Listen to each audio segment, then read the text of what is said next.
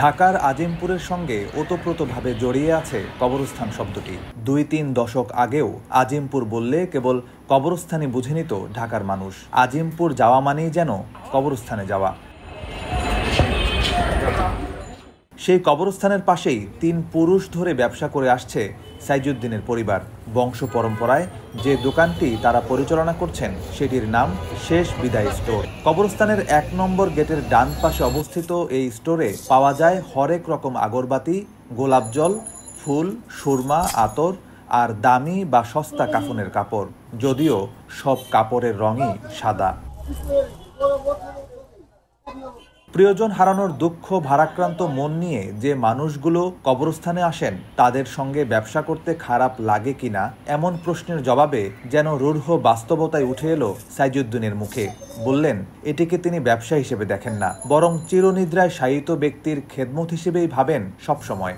মৃত্যুর ওপারে চলে যাওয়া ব্যক্তিটির শেষ যাত্রা যেন একটু সুন্দর হয়, তার পরিবার যেন একটু শান্তি পায়, সেজন্যই এই ব্যবসা করেন তিনি। আমরা ৩ পুরুষ দৌড়া করি, দাদা বাবা ধরল, ধরেন আমার বড় চাচারা করছে, মেজর চাচা করছে, আব্বাই করছে, ২ পুরুষ, বড় ভাই করছে, আমি ৩ পুরুষ চলে। আমরা শুনছি যে এটা ব্রিটিশ আমলে, মানে পাকিস্তান আমল থাকতে এই দোকানটা। প্রতিদিন লাশ দেখতে দেখতে কি ভাইয়া ছোট দিন তো একটা অভ্যাস হয়ে গেছে। লাগে না লাগে কি, ওই যে আপনি যেরকম ফিল করেন ওইরকমই। আপনি একটু খারাপ লাগে, প্রতিদিন তা আসেন না। আমরা তো প্রতিদিন সকাল থেকে রাত ১২টা ১টা পর্যন্ত ১২টা পর্যন্ত মাঠে লাশ দেখি, দেখে অভ্যস্ত হয়ে গেছি। কবরস্থানে সবসময় ব্যস্ত থাকেন রক্ষণাবেক্ষণে নিয়োজিত শ্রমিকরা। কবর খনন থেকে শুরু করে কবরের মাটিতে পানি দেওয়া ও ঘাস রোপণ কিংবা গাছ লাগানোর কাজ করে থাকেন তারা।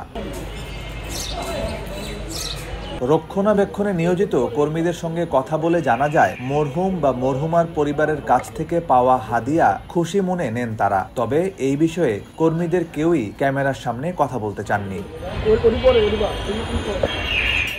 আজিমপুরে মৃত ব্যক্তিকে কবর দিতে হলে প্রয়োজনীয় বাঁশ, চাটাই কবরস্থান কর্তৃপক্ষই সরবরাহ করে থাকে। এছাড়া কবর খোঁড়ার ব্যাপারে সিটি কর্পোরেশন থেকে নির্দিষ্ট সময়ের জন্য দায়িত্ব দেওয়া হয় একজন স্থানীয় ব্যক্তিকে। তিনি কবর খোদাইয়ের পুরো ব্যাপারটি দেখভাল করেন।